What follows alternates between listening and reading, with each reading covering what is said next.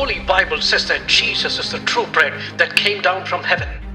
Yet he was not received by all. He came to his own, but his own people did not receive him. But to all those who did receive him, he who believed in his name, he gave the right to become children of God. The rain that falls from the sky can produce grain on the ground, but it can also promote the growth of weeds. A true work of God from heaven in the same way can receive praise from the faithful, but also draw accusation from the hard-hearted. The spirit of the accuser is found all throughout the Bible. The accuser of the brethren, the roaring lion that is roaming the earth seeking to devour the faithful, you can see him everywhere. Yet paradoxically, it is the accusation that actually leads to God's people being lifted up. It is the accusation of Goliath that set David on the path to becoming a king.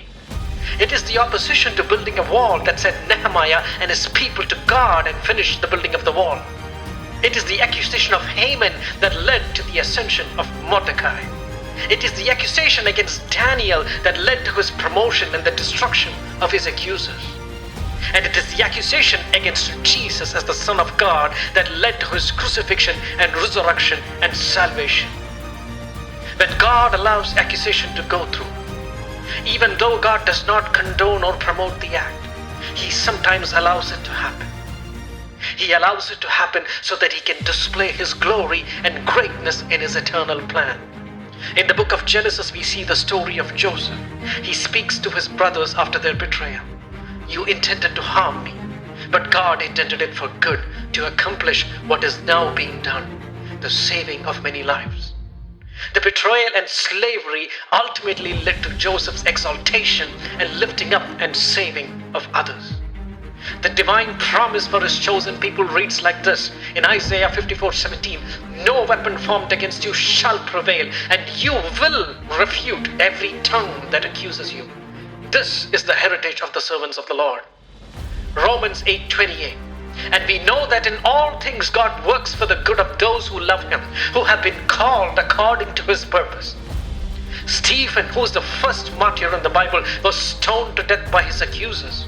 We read that he saw a vision of the glorious risen Christ ready to receive him as the hope of his eternal reward. Even as the stones were raining on him, he saw his reward in heaven. The power of the accuser shall only last a short while, and having exhausted its power, God will turn it around for his greater glory, for his greater reward as part of his eternal plan. Revelations chapter 21 verse 4. He will wipe away the tear from their eyes, and death shall be no more.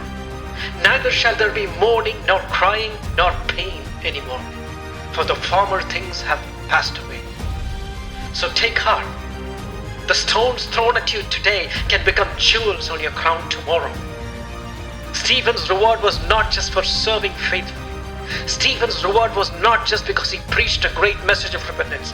His reward was also for the stones that were thrown against him. What is temporary pain now will be transformed into eternal joy in God's hands. The promise reads like this in Zechariah chapter 9 verse 16. The Lord their God will save his people on that day, as a shepherd saves his flock. They will sparkle in his land like jewels on a crown.